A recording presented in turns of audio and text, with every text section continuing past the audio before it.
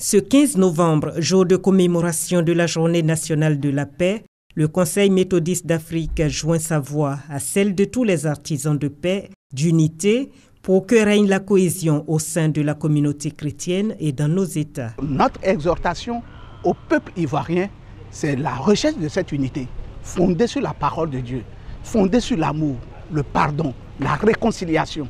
Et ainsi, non seulement les églises se porteront bien, mais le pays aussi se portera bien. Et la paix ne sera plus un vain mot, mais une vérité, comme l'a dit l'ancien président Houphouët-Boigny.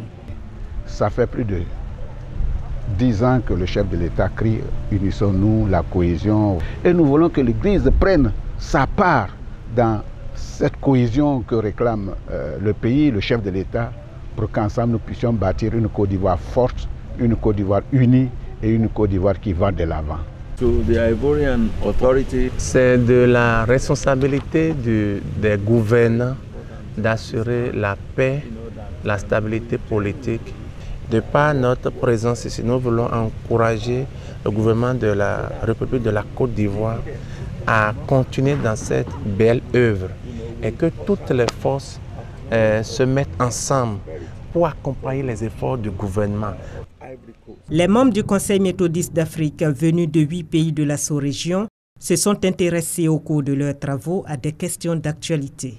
En première ligne, la migration clandestine de la jeunesse africaine vers l'Occident. Les gens voient l'étranger comme étant un Eldorado, alors que l'Eldorado commence par notre propre pays. Les jeunes doivent savoir, ils doivent avoir une conscience citoyenne.